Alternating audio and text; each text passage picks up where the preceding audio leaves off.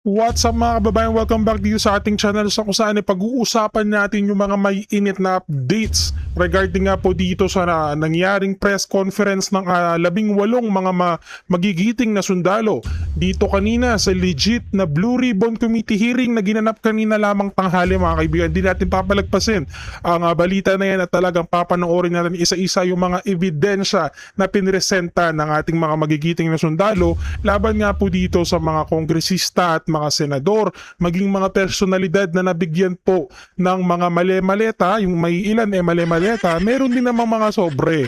So lahat yan, merong ebidensya dito ang 18 mga sundalo. Pero bagong lahat mga kaibigan, isang like at subscribe muna sa ating channel para kayo ay mas maging updated sa mga may init na balita at updates sa ating bansa katulad po ng ating papanoorin ngayon. Ayan bago yan, panoorin din natin itong si Senator Rodante Marcoleta na sa kung saan meron po siyang mensahe ukol nga dito sa mga ibinunyag ng mga 18 mga Marines dito nga sa kanilang pag-expose o yung pagbulgar ng mga ebidensya at pagpresenta ng mga larawan, mga maraming larawan mga kaibigan, hindi lamang isa kundi marami. Kung titignan natin bawat mga personalidad na nabigyan ng maleta meron po silang mga resibo at talagang kita dyan bistado ang mga senador at mga kongresista maging mga personalidad na nabigyan ng cut dito nga sa mga pera na binulsa ng mastermind na of course si Bangagat ang kanyang BFF na si Tambi mga kaibigan. At syempre usapang bigayan din pala di pala makakalagpas itong ating paboritong si Arn mga kaibigan. Meron na rin pala siyang panibagong akusasyon na meron daw po palang mga sobre ng pera na tinanggap itong si Arnold Clavio at grabe napakatigas na mukha dahil dineliver pa mismo sa building ng GMA. Diba?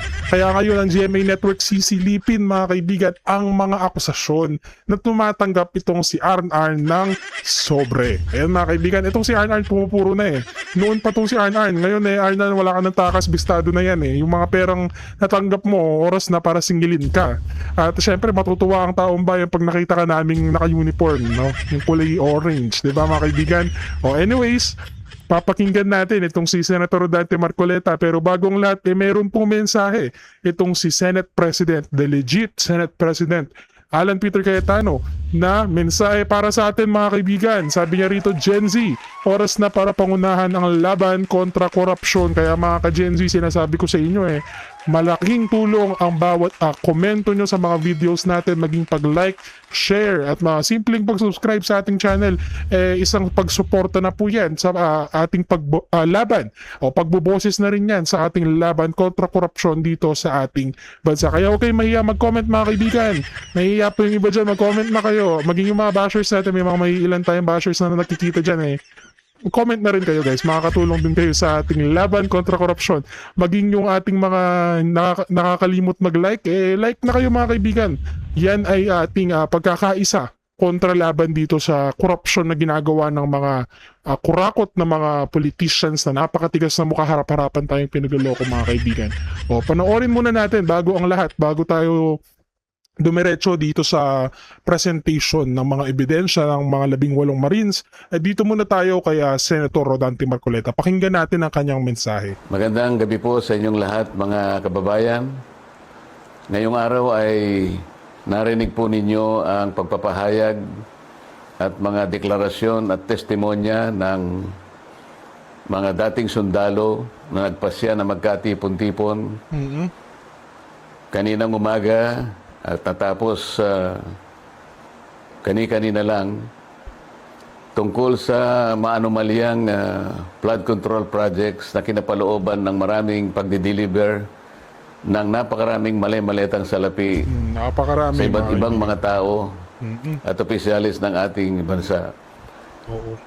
Yan po ang sinasalamin sana mga kababayan ng dapat na nangyari na inaakala naming huling pagdinig sana ng opisyal na Blue Ribbon Committee na aming sinet noong June 11, 2026. Hindi nga po natuloy yun mga kababayan dahil nung matunugan ng ibang mga kasama namin na kami magdadaos uli ng panghuling hearing na lang ng Blue Ribbon Committee, ay sinabi nila na mayroong security threat ang Senado at ang aming mga kawani ay sinabihan nila na mag-work from home na lang. Naku.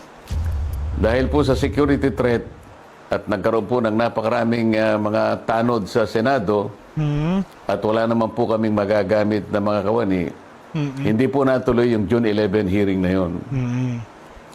At nang dahil doon, ay nagpasya ang mga kumukup-kup dun sa 18 at higit pang mga dating sundalo na maggawa na lang ng pagpapahayag na ginawa nga nila sa araw na ito.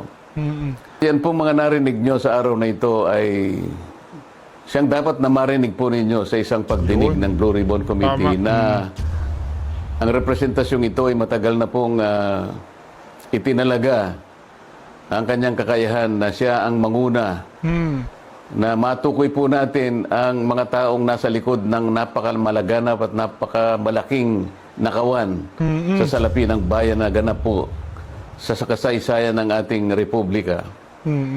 Anong dahil po dyan ay marami po ang nagkaroon ng galit sa inyong lingkod at ako po ay kinasuhan nga ng kahit mga imbentong mga kaso.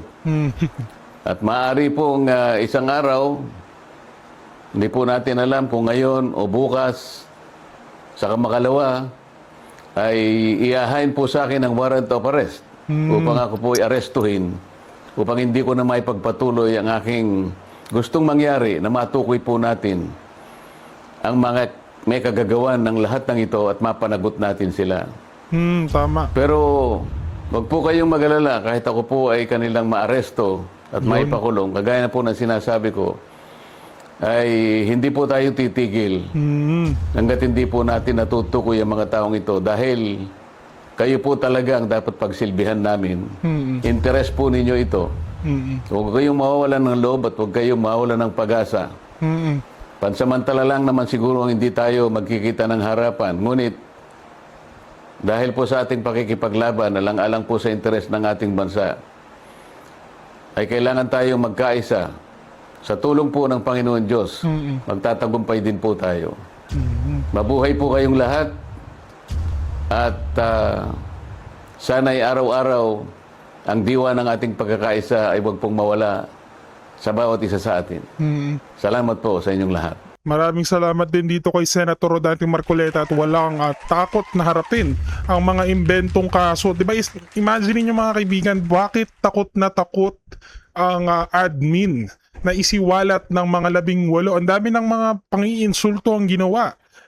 Imagine, ito ay mga sundalo na nagsakripisyo ng kanilang mga buhay alang-alang sa ating republika. Ngayon mga kaibigan, tinatawag silang mga kargador at basurero na hindi naman tama yun. Tapos mga kaibigan, panggigipit na ginagawa ng admin sa ating mga senador na lumalaban sa korupsyon. Imagine, kinulong si Jinggoy, kinasuhan itong si Jinggoy, at sino pa ba ang mga kinakasuhan? Si Bato.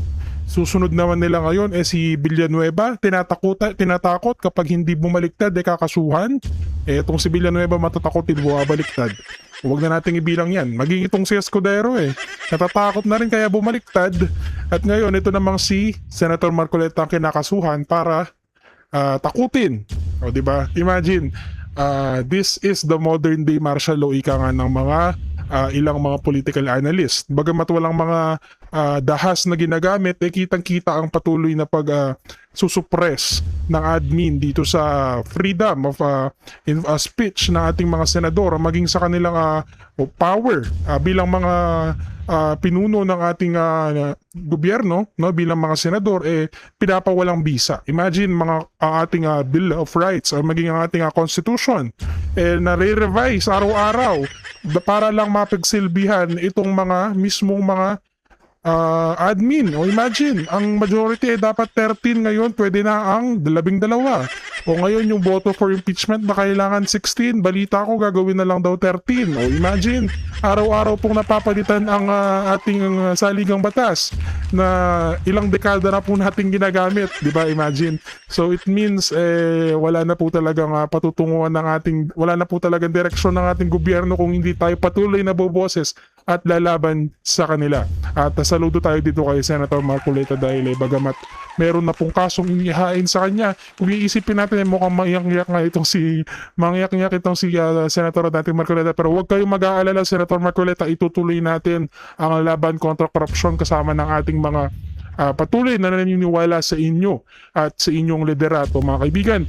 Pagpatuloy natin, panoorin naman natin ngayon itong pagsiwalat ng mga 18 brave Marines na saludo itong si Senator Marcoleta sa mga sundalong ito dahil bagamat mga malalaking personalidad ang kanilang kinakalaban, wala po silang takot na diretsuhin at ipakita ang mga pruweba na sila po talaga ay mga magnanakaw. Kaya panoorin po natin ang video ito, mga kaibigan. Yung picture na po yan ay nakunan po sa MADSI o kaya tinatawag na Misibis Aviation and Development Corporation na pagmamay-ari po ni Boss Elizalde Esco sa May Pasay. So ito, sa Pasay ito. Yes po sir, sa MADSI. Ilan ang karga pagka ganyang helicopter? Kaya sir ng mga 10 to 15 maleta sir.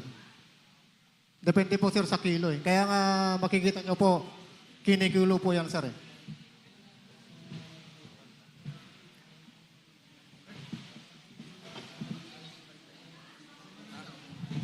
Di malinaw.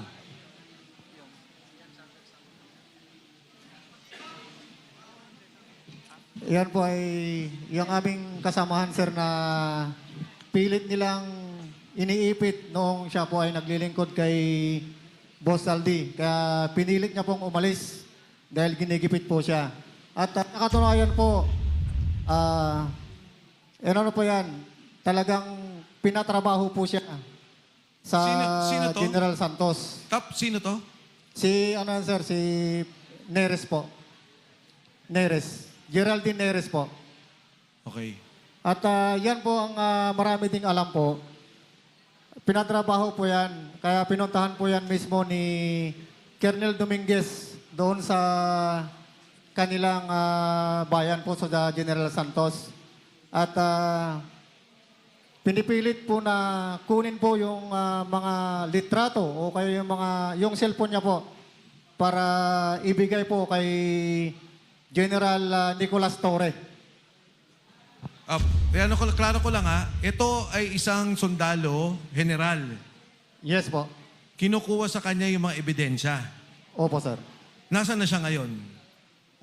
Sa ngayon po sir, hindi ko po alam sir kung nasa Jensan pa po or nasaan po sa ngayon. Kasi ang huli ko pong pag-usap sa kanya nung last February po. Yun lang po yung huli namin pag-uusap. Next.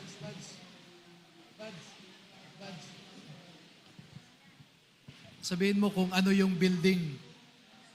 Kung ano yung... Ayan, yan.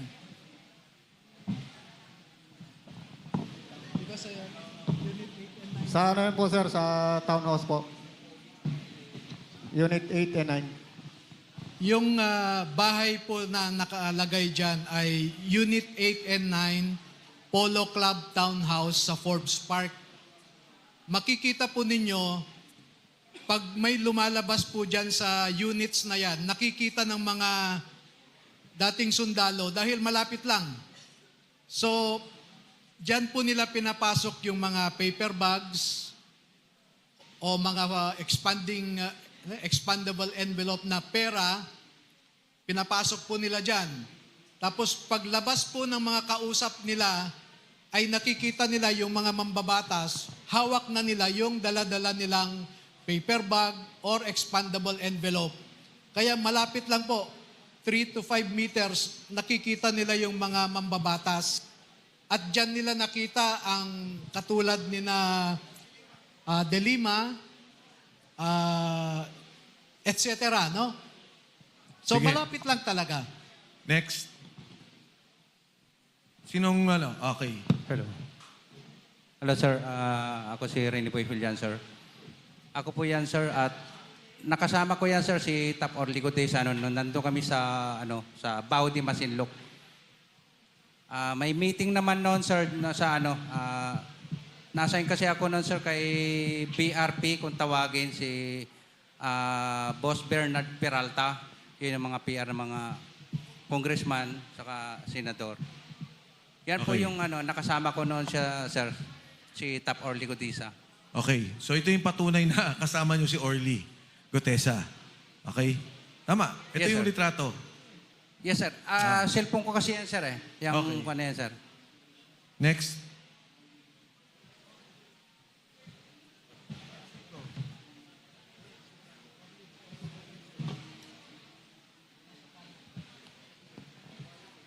Yes, magandang hapon po sa lahat.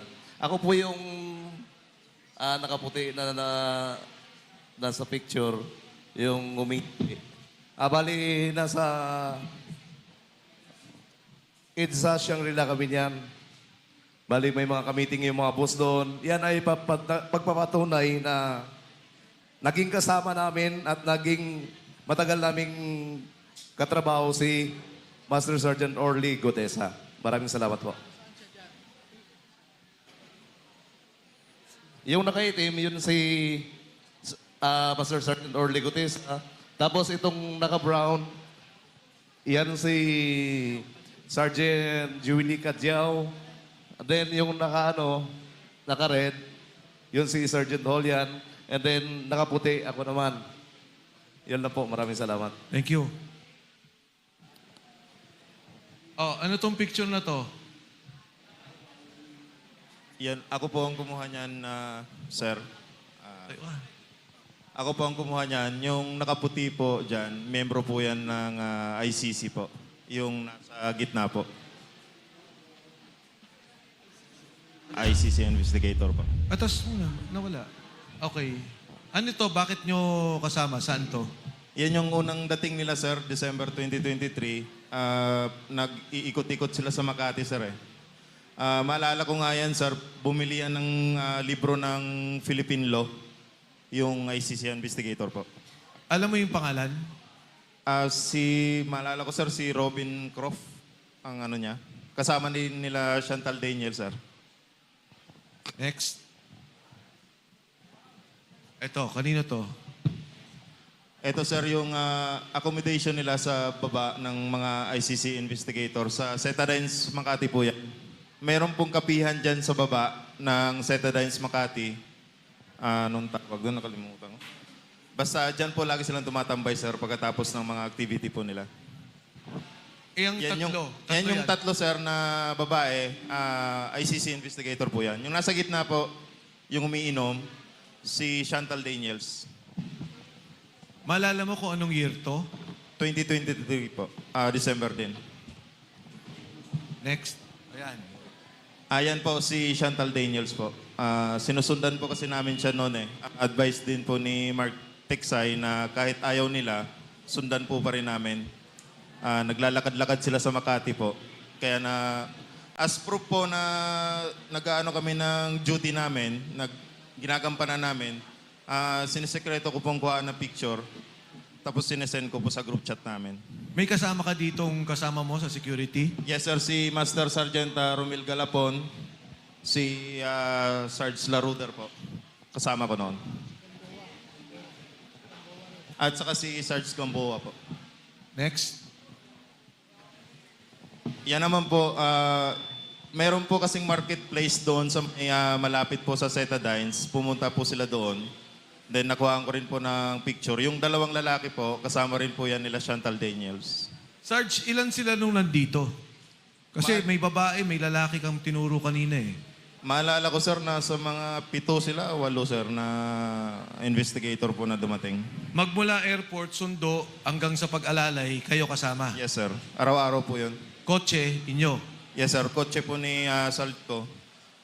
Kung may balik nyo po kanina doon, sir, may ginamit po kaming dalawang... Sige pa po, pabalik. Yan po.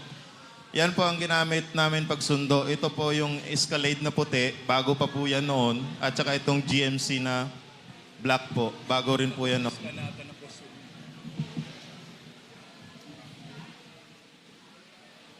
Ano to, Sarge? Ito po, dito po ginagawa yung pag-iimbestiga po ng ICC. Sa Maitas po ito. Presidential suite po. Diyan po nila ini-interview, sir, yung mga witness na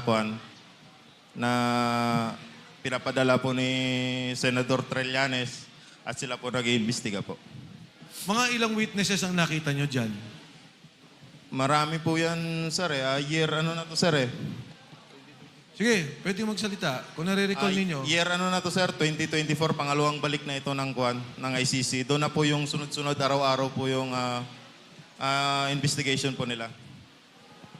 May kasama ko po ito, magpapatunay po, si Sarge Laruder po, si Sarge Tube, si Tap Galapon, si Sarge Valderrama po. Sige, Sarge, go ahead. Hindi, yan, may mic siya. Sir, actually, maraming mga investigator dyan. Papalit-palit lang sa every, sir, pagkatapos ng trabaho nila, iba naman ang investigator, papasok dito. Sa makatwid, yung una, December, eto 2024 na to. Tapos, dire-diretso. 2024 po, tapos nagtigil naman sila, 2025 naman sila bumalik po. Sa bawat dating, mga 7. Yung ICC po is dumadating po 5. Tapos papalit-palit na po sila bago. Iba naman ng grupo na investigator. Ito ang Maidas. Hotel pa to ni Saldi nung panahong yan. Yes, sir. Next. Yan rin po yung kasama po yan, karugtong po yan ng sir, ng dining kanina. Pagka wala pa pong dyan sila nagpapahinga. Sa Maidas din po yan. Doon sa mga pag-interview na nakita nyo, sino mga Pilipinong opisyal ang nakita nyo doon? Ang maalala ko po, yung inimbestiga po nila, sir, ang nagiging witness po. Yung pwede naman yung witness o kung naalala nyo, o kung mismo may mga opisyal ng gobyerno nakasama. Ay, hindi ko po alam kung official si Senator Trillanes po noon eh. Pero siya po ang unang na-meet nila. Then, yung sa mga witness naman po, maalala ko si dating mayor po, Jed Mabilog po. Ako po kasi ang nagsundo sa kanya sa lobby, sir eh. Papunta sa taas. Sarge? Sa akin, sir, ang nakapag-meeting si Sunny Trillanes, Nicolas Torre, at saka si DOJ Secretary Boying Rimolya. Nung time na ako na nagpalit kay Mark. Ulit. Dahan-dahan. Pakiulit. Nung time na ako na nagpalit kay Mark, nung 2 months. Mark Texay. Yes po. Okay. Bali, ako na po yung assistant ng ICC. Nakita mo, nag-meeting dito. Sa Maidas. Yes, sir. Sa Maidas. Yes, sir. Iba pa yung sa bahay ni Ombudsman Boying. Yes, iba rin yun, sir. Then, miniting din namin yung pumatay kay Kian doon sa Bilibid Prison, yung 3 pulis pa. Kasama yung ICC na ang direct contact namin is si Senator Trillanes. So, yung dito sa meeting na to, nang kasama si Senator Trillanes, si Boying, at saka si General Torre ba? Binanggit mo? General Torre, sir. Sa bahay po niya sa Bel Air. Sa Bel Air. Yes, Dito, Correction, sir. Dito sa Maidas, sir, puro witness lang po ang witness lang. witness lang ka meeting nila, sir. Yes, sir. Halos kadalasan lahat mga pulis po yun. Marami pa yung iba, sir. Hindi lang namin matandaan sa dami ng minitik ng ICC. Halo-halo na hindi na namin matatandaan yung ibang pangalan po. Okay, next. Ito naman, sir, yung holding area. Kasi minsan, sir, nagsasabay yung witness sa Maidas, sir, dumadating. Kunwari, sir, may dumating na bago, dyan muna namin nilalagay, sir, sa kwarto na yan. Then pagka natapos yung naunang meeting po, sila na naman. Yung mga witness, sinusundo nyo rin. Yes, sir, sa lobby na po ng Maidas. Yes, sir. Ay, hindi galing sa bahay nila, ganun. Sa lobby na. Yes, sir. Next. Yan yung room, sir, ng holding area. Presidential. Top floor. Hindi ko nakuhaanan, sir, eh. Okay. Balik muna. Ano ba yun? Sino yun? Ito yung kasama ko, sir, na relihiyoso, si Geraldine Nieres. Kami yung dalawang nag-i-escort ng kuan ng ICC investigator, sir. Kasama rin po siya. Kaya inahabol nila yan, sir, kasi marami ring alam yan, sir. Marami ring mga picture yan. Kaso ayaw na niyang bumalik dito, sir. Nasaan siya? Nasa Jensa na siya ngayon. Okay. Next. Ito, sir, yung pagpunta namin sa Bucor, kasama yung mga ICC investigator po. Nare-recall nyo sinong pinuntahan? Ang maalala ko lang, sir, yung head ng Bucor, sir, eh. Sa may General Katapa. General Katapang siguro, sir, yung kamit nila noon. Kasi nandun sila sa parang may lumang bahay doon, sir, na exclusive lang sa official, sir, eh. Doon sila nag-meet. Next. Ito, sir, yung mga kasama kong driver. Itong team leader namin, sir, police active police po yan. Sino si siya? Sir Bermundo, sir. Siya yung nagdadala sa amin, sir, na tropa, na siya nagdi-detail, sir, sa pag-i-escort ng mga ICC investigator po. So active siya ngayon? Yes, sir. Oo, sir. Ito yung time, sir, na sinundo namin yung ibang ICC sa VIP parking ng NAIA 3 po.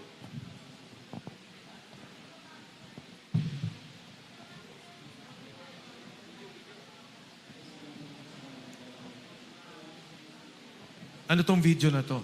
Iyan yung time, sir, na pumunta kami ng Bucor, sir. Naalala nyo sinong binisita nyo? Yung time namin, sir, yung 3 pulis po, sir, na na in-interview.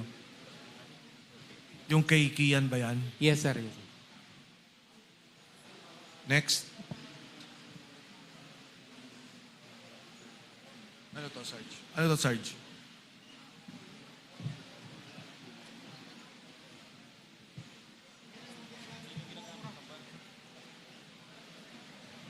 Yan po sir yung minsan sa na ginagamit ng mga mali-malitang pera na tinatawag naming basura. Ito ang isa sa mga, ito ang parating yung gamit. Yes sir, minsan sir. Ilan ang nilalaman nito? Oh, minsan sir, 20. Bulletproof. Yes sir. Ilang beses nyung ginamit pag-deliver kay speaker? Madalas, di ba? Maraming beses po na yan sir, hindi na po mabilang eh. Sarge Tubay? Yes, sir. Ilang beses sa pabalik-balik yan sa bahay ni former Speaker Romualdez, sir. Next. Yes, sir. Kasama rin yan, sir. Yan yung dinadrive ni Wabay na, sir. So delivery din to, 2 kotse. Ang Hindi lang standby. yan, sir. Kasama rin ibang sasakyan, sir. Okay. Balik. Ano to? Yan po sir, yung malimit sir na bulletproof po yan sir. Malimit po yan sir na ginagamit po rin sa pagbabackup sa basura po. So, ilan more or less ang kotse?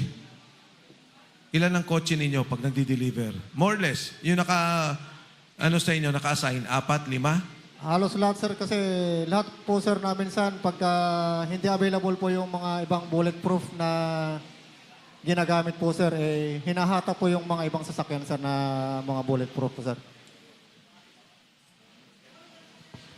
Yep. Sa laki ng dinideliver yung amount, imposibleng wala kayong police escort. May police escort ba kayong kasama? Kasi pagka chinek kayo, police ang kakausap, hindi kayo. May kasama ba kayong police escort? O isang pulis na pag dumating ang insidente na may maninitang pulis sa inyo, pulis ang haharap? Sir, actually may kasama kaming active na pulis. Police Sergeant Larry Bilen at saka si Police Sergeant Johnny Calleja. Yun yung laging kasama na magbabasura. At iba pang nagbabasura na individual, sir. Kasama rin sila. So sila yung pag na-check kayo ng pulis, sila yung kumakausap sa kapwa pulis. Tama? Actually, sir, wala naman sumisita Wala sa amin kasi sumisita. nag-iingat din po kami, sir. Okay. Kung sakali lang. Yes, sir. Pasakali na. Yun ang trabaho ng pulis. Yes, sir. So, Okay, next slide. O ano to? Kaninong cellphone to? Kaninong, ayan, go. Sarge? Bale, nung time na yan, sir, kami, sir, yung advance team, sir, dyan sa bahay, sir, ni Chis Escudero, sir. Yung pag-deliver, sir. Ninawin mo para nabubulo. Ano, kaninong bahay to? Bale, nung time na yan, sir, kami, sir, yung advance team, sir, sa pag-deliver, sir, sa bahay ni Chis Escudero, sir.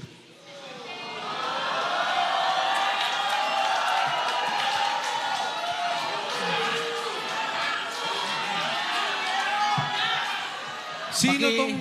Dali lang. Sino tong... Sige. Go ahead. Sige. Bale, sir, yung address po, sir, talagang hindi ko po, sir, matukoy, sir. Kasi advance team kami nun, sir. Bale, yung nakakaalam, sir, yung driver namin, sir. Okay. Pero sir, dyan sir, sa loob ng bahay niya sir, kumain pa kami dyan sir, ang ulam namin hipon, kasama ko yung mga katulong niya sir. Hello. Sir, ako sir sa address. Sarge, tayo ka. Para lang. Tayo ka, Sarge, para... Go ahead. Hindi. Si Sarge. Sarge, tayo ka para...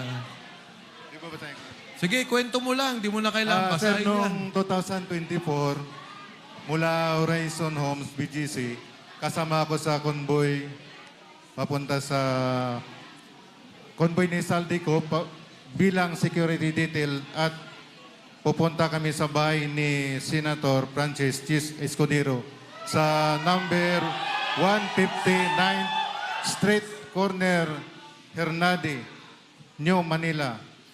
Nagatid kami ng 4 na malita na may iba-ibang sukat. Iyon lang po, sir. Sarge, etong picture na to, yung kinikwento mo, isa yon o iba pa? Yan na po yun, sir. Bali, gisupport ko lang. Diyan mismo sa loob yan ng nag-unload ng malita. Sino tong tatlong nakatayong to? Ako yung kumuha niyan, sir. Security niya po yun, sir. Okay. Ako yung kumuha niyan, sir. Advance party kasi kami niyan, sir. Kasama ko si Sarge Sibasco. At saka yung... Isa-isa. Ang kasama mo, Si Sarge Sibasco, sir. kayong dalawa. Oo, sir. At teka, kayong dalawa nag-advance, si Sarge Sila yung kwan, sir, eh. nag-deliver. Oo, sir. Bali, kami, sir, yung convoy, sir, kalahatan, sir. Okay. Kong Mike. Tapos itong... Patanong lang. Ipa-describe lang ho natin, attorney. Oh, sino tong tatlong to? Yung naka-blue, sir, security po yan ng bahay. Yung dalawa, sir, kasama namin sa advance party, dalawang active na Philippine Coast Guard po yan. Coast Guard. Yes, sir. Active po yan, Philippine Coast Guard po. Sa inyo rin yan. Yes, sir. Kasama sa detail po yan ni Boss Saldico. Okay. Alam mo pangalan nila nung dalawang kasama? Kilala ko po yan sila, sir. Hindi, anong pangalan? Si Sarge Abitan at saka si Sarge Hilig po. Okay. Okay, Attorney. meron akong tanong. Yung delivery nyo sa bahay ni Senator Chis, ilang maleta yung unang dineliver nyo? Ang nangyari, advance sila. Oo. Ang nag-deliver sila, Sarge. O nga, ilan yung dineliver na una? Bali, 4, sir, na medium size. Iba-ibang size. Iba-ibang sizes. 4 yung una. Meron pa bang, naulit pa ba? Yun lang, sir, ang Yun lang alam nyo? sa participation. Okay. Okay, next slide. So ano to? Ito pareho. Kabilang one, sir. Side naman. Ano tong puting sasakyan? Yan sir yung backup namin sir. Na isa din sa nagkumboy yan sa paghatid ng pera sir. Yan sa labas ng bahay ni Chis Escudero sir. Next.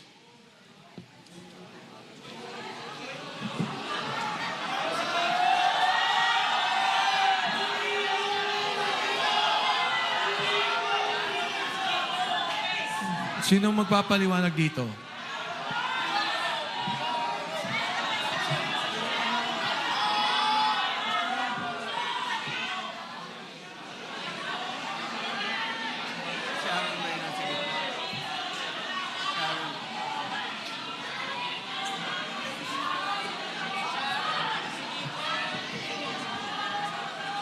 Sino yung mga nasa likod na mga naka-vest?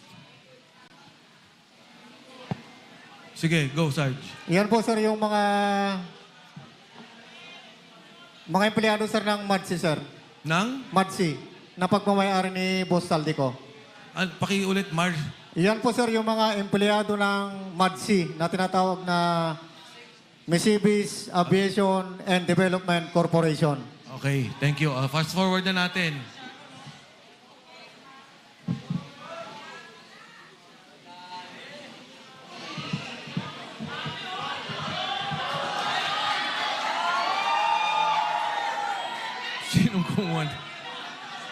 Sinong kumuha dito? Yan sir yung nung time na yun sir, na nalaglag yan. At nasira yung zipper. Kaya nakikita nyo po, hindi po yan peke. Pera po yan. Etong particular na maletang to, ilan ang laman? Parang large ata to eh. Large sir, nasa 50 to 70 million ang nilalaman yan sir pag large. Next.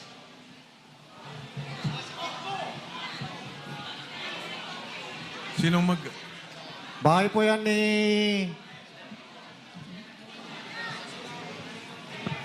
Lolo. Bahay po sir ni ni Ma'am Kimbo, Stella Kimbo.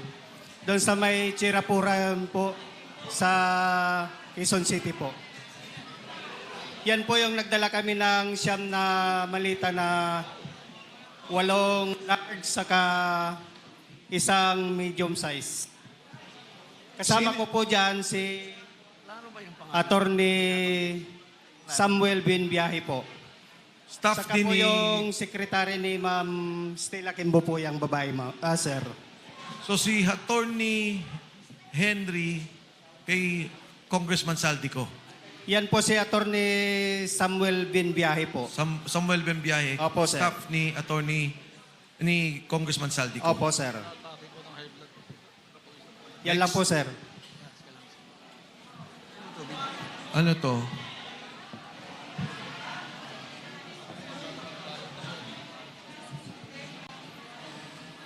Sa bahay po yan ni dating speaker po sa Portito Nara, McKinley Road po. Ito?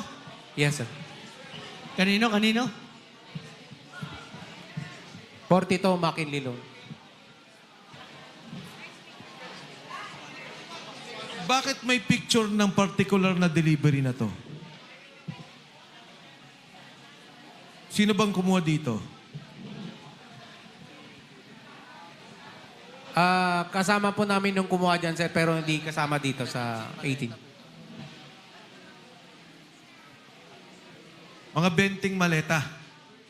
Yes, sir. Opo, sir. Pero mababa pa yan, sir. Mataas dyan, 25 to 30 na, sir. Sino ang Hanggang 50. sumasalubong sa inyo sa bahay ni Speaker Martin Romualdez? Yung mayordoma niya, sir, si Ate Jocelyn.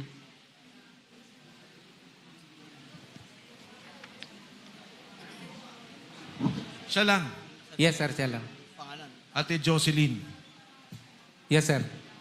Anyway, nandun ata kay Sarge yung pangalan pagka nakuha na. Nasa Next. telepono. O yan. Ano tong picture na to? Kuha ng Sarge? kasamahan po namin yan, sir, pero wala po siya dito.